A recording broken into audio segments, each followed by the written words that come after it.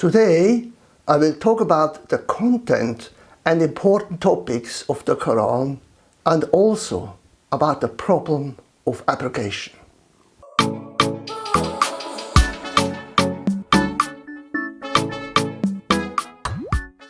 This problem most Muslims like to ignore since it is rather painful, but I believe we must be aware about it. We will discuss the following. How do Muslims generally view the Quran? Why do Muslims memorize and recite the Quran texts as much as possible? How is the content listed?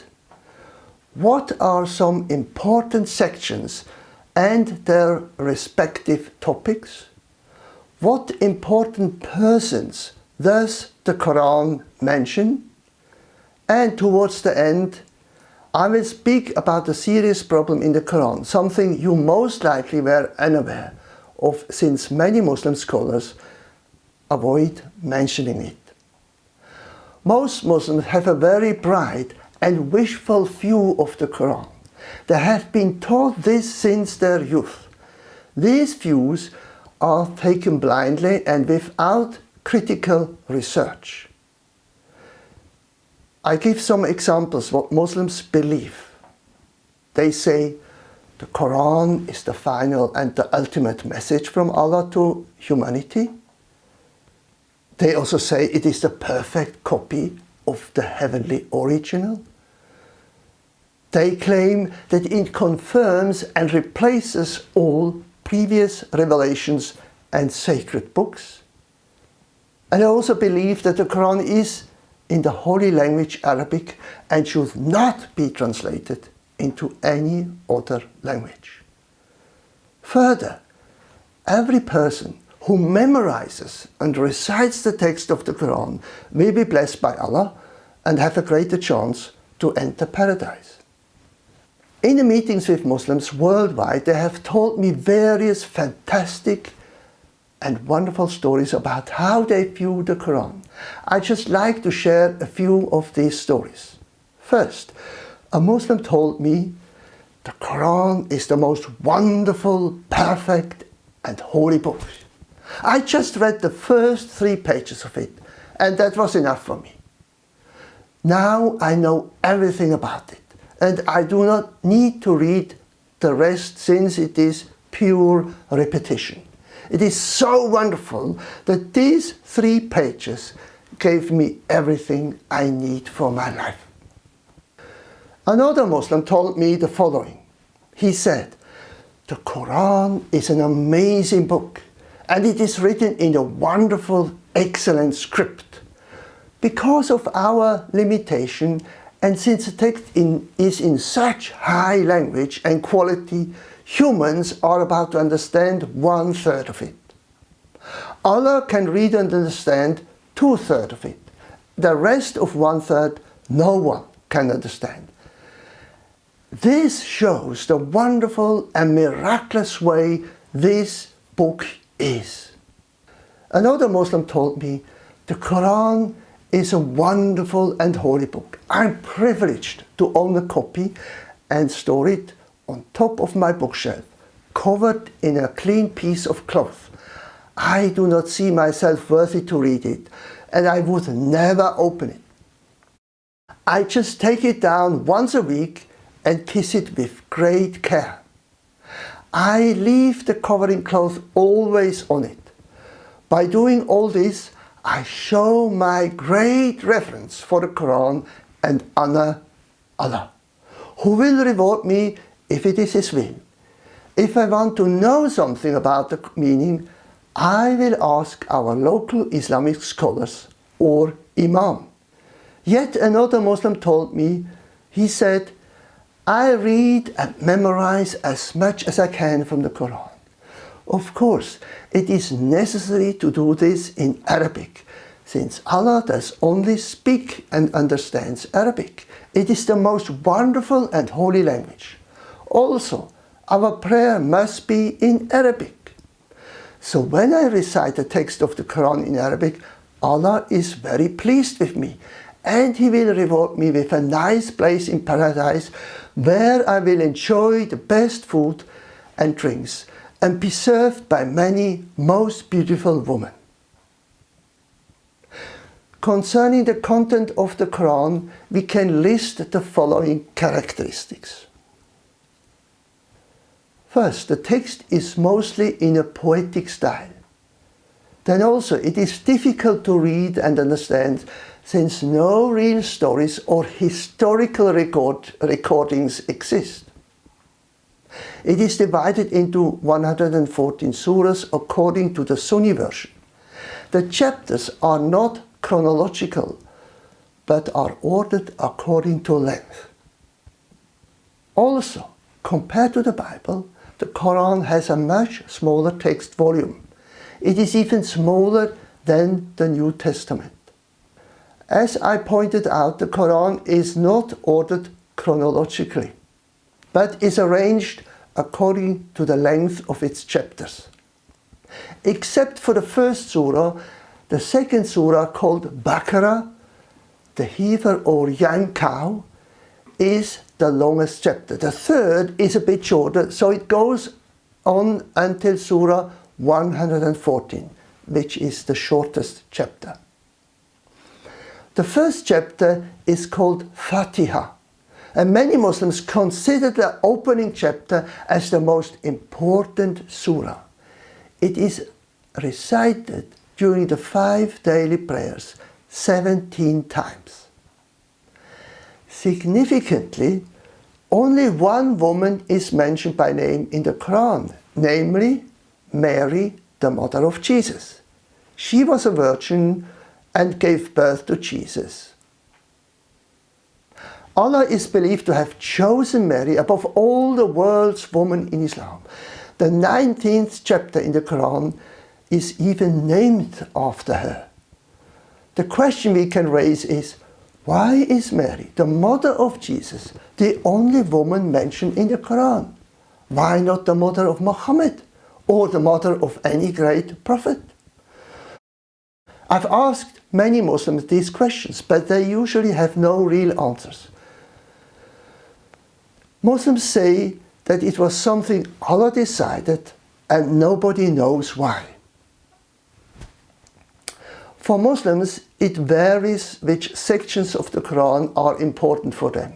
In order to have some insights, I would recommend reading the following sections. First, about Allah's sovereignty, dignity and unity. This we find in Surah 2, verse 255. Then, according to tradition, Allah has 99 most beautiful names.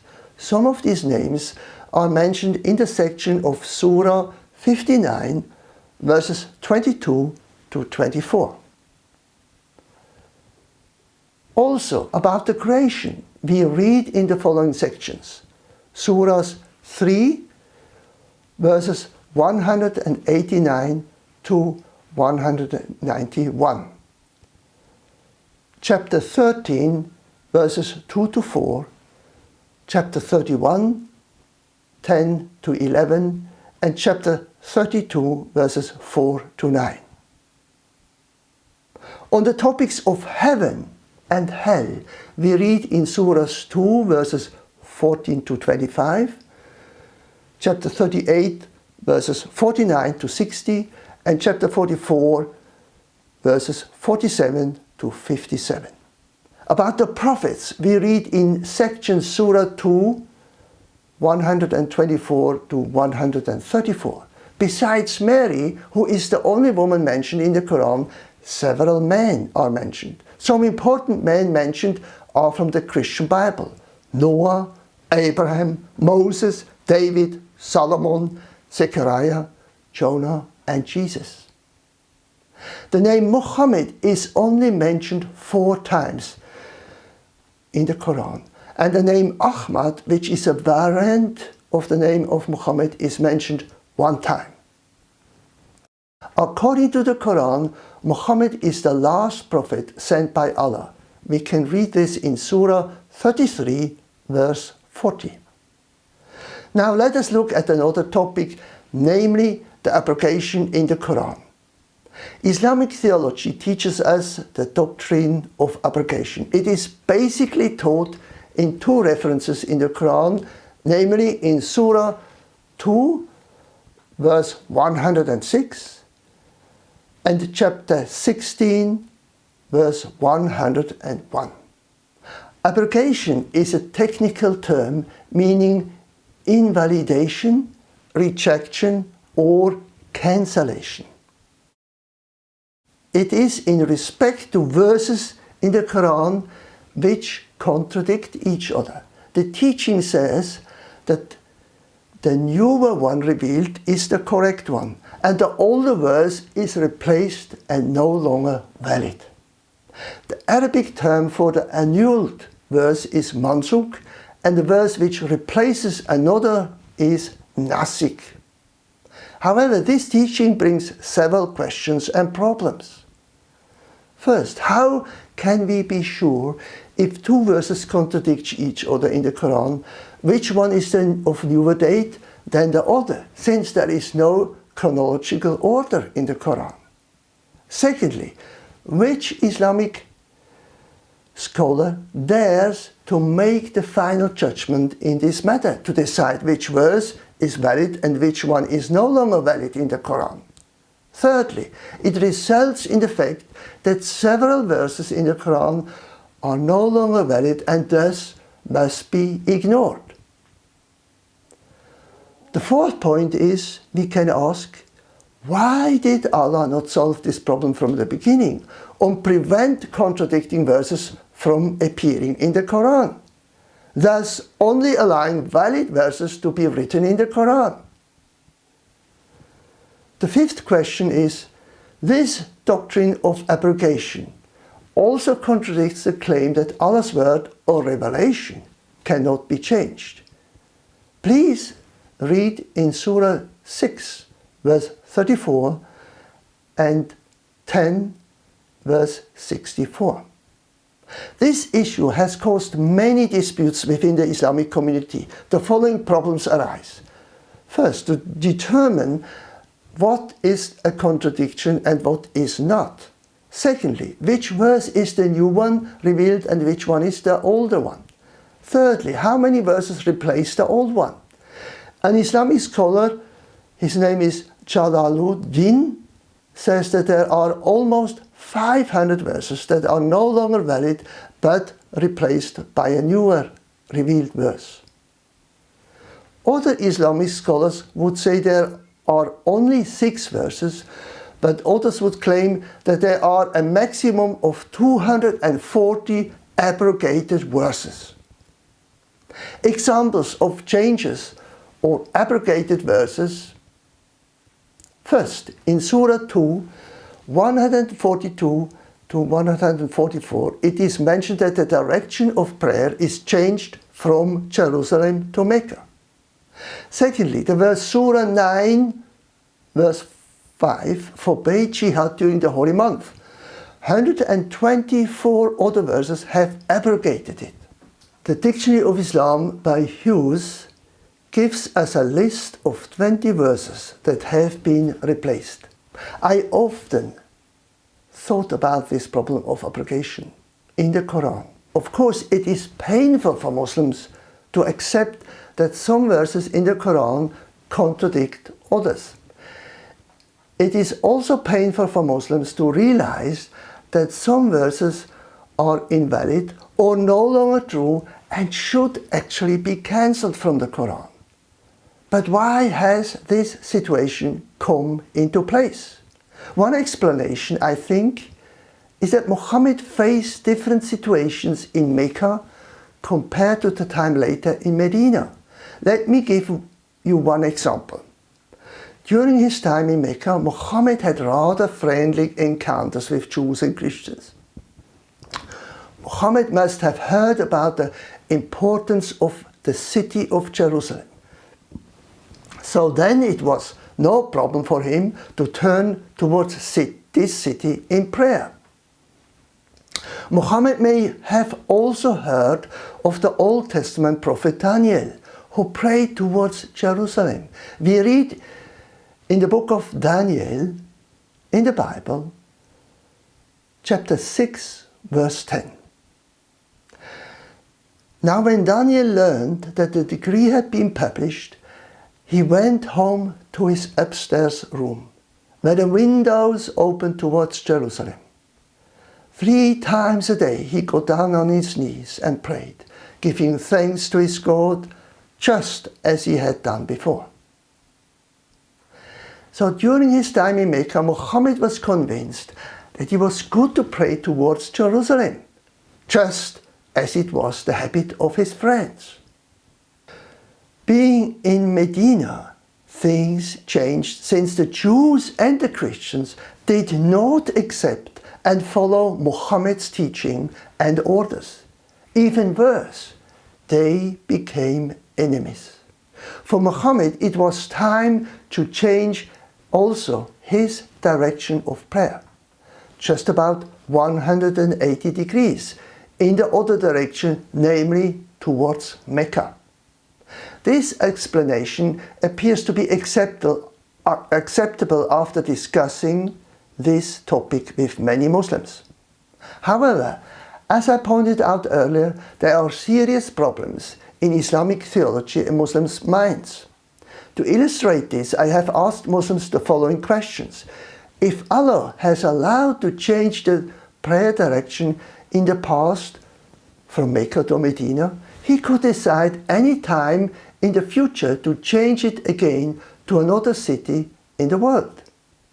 Muslims have told me that if Allah did so, they would have to obey and from that day onwards pray in another direction towards another city and no longer towards Mecca. In conclusion, abrogation in the Quran means that when there is a contradiction between 2 verses, the later revelation takes precedence over the early one, rendering it invalid or no longer applicable. The principle of abrogation acknowledges that as the circumstances and context of the Prophet Muhammad's life changed, so did the guidance and laws revealed to him. This concept is often cited to explain apparent inconsistencies or contradictions within the Quran and poses many difficulties and disharmony for Muslim believers. Dear friends, if you found this lecture helpful, please don't forget to give me a like. If you have specific questions, you can write them in a comment and I will answer each of them. You can find more information in my book and download an ebook version for free on our website. See you again soon. Good day and God bless you.